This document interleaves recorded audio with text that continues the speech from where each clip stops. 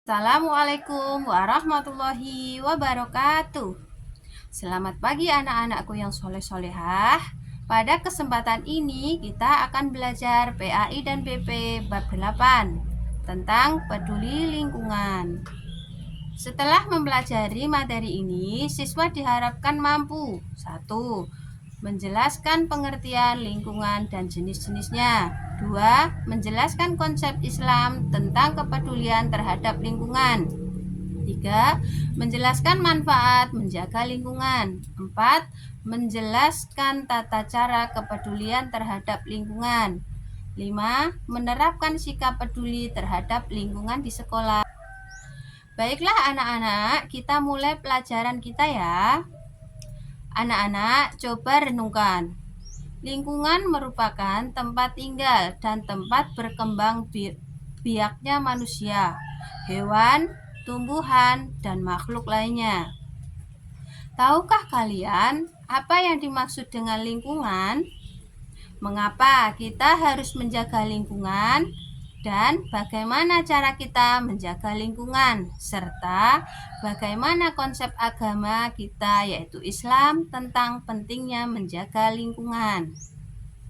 Untuk mengetahui tentang pentingnya kepedulian kita terhadap lingkungan, kita simak materi yang akan kita pelajari berikut ini. A. Konsep lingkungan. Perhatikan Quran Surat Ar-Rum ayat 41 berikut ini. ظهر الفساد في البر والبحر بما كسبت أيدي الناس ليذيقهم بعض الذي عملوا لعلهم يرجعون. Yang artinya telah nampak kerusakan di darat dan di laut disebabkan karena perbuatan tangan manusia, supaya Allah merasakan kepada mereka sebagian dari akibat perbuatan mereka, agar mereka kembali ke jalan yang benar. Tahukah kalian mengapa terjadi pencemaran lingkungan? Tentu, hal ini terjadi karena kurangnya kepedulian terhadap lingkungan. Peduli terhadap lingkungan merupakan ajaran Islam. Salah satu seperti ayat di atas yang menyatakan bahwa terjadinya banyak kerusakan merupakan akibat dari ketidakpedulian manusia terhadap lingkungan. Oleh sebab itu, kita harus selalu peduli terhadap lingkungan agar tidak terjadi kerusakan baik di darat maupun di laut. Tahukah kalian apa yang dimaksud lingkungan? Menurut para ahli, bahwa lingkungan adalah segala hal yang ada di sekitar makhluk hidup, baik merupakan benda mati maupun hidup, serta terpengaruh dan memberikan pengaruh terhadap aktivitas manusia.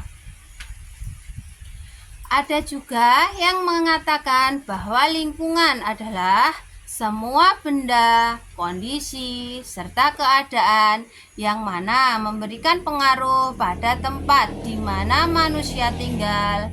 Begitu pula sebaliknya, lingkungan juga mempengaruhi berbagai aspek kehidupan makhluk hidup, seperti manusia, hewan, maupun tumbuhan.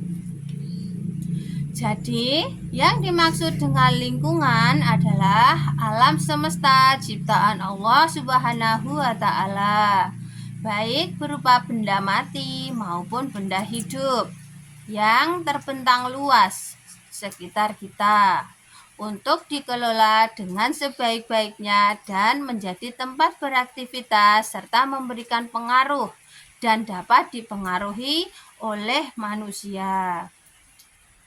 Sebagaimana firman Allah Subhanahu wa Ta'ala dalam Quran Surat Al-Baqarah ayat 29 berikut ini. هو الذي خلق لكم ما في الأرض جميعا ثم استوى إلى السماء فسواهن سبع سماوات وهو بكل شيء عليم. Yang artinya, Dialah Allah yang menjadikan segala yang ada di bumi untuk kamu dan Dia berkehendak menciptakan langit, lalu dijadikannya 7 langit, dan Dia Maha mengetahui segala sesuatu. Jika dilihat dari komponen yang ada di dalamnya, lingkungan dapat dibedakan menjadi 2 jenis, yaitu lingkungan biotik dan lingkungan abiotik. Lingkungan biotik adalah segala sesuatu yang bernyawa atau tempat hidupnya makhluk organik seperti manusia, hewan, tumbuh-tumbuhan, virus, serta makhluk hidup lainnya. Sedangkan lingkungan abiotik adalah segala sesuatu yang tidak bernyawa atau anorganik seperti bebatuan, mineral, tanah, maupun unsur alam lainnya. Semua jenis lingkungan berupa lingkungan biotik maupun abiotik dapat memberikan manfaat jika dikelola dengan baik, serta dapat memberikan madharat jika manusia tidak bisa mengelolanya dengan baik. Oleh sebab itu, kita harus mampu mengelola dan menjaganya dengan baik agar dapat memberikan manfaat kepada manusia dan juga dapat memberi manfaat untuk makhluk hidup lainnya seperti hewan dan tumbuh-tumbuhan. B. Manfaat kepedulian terhadap lingkungan.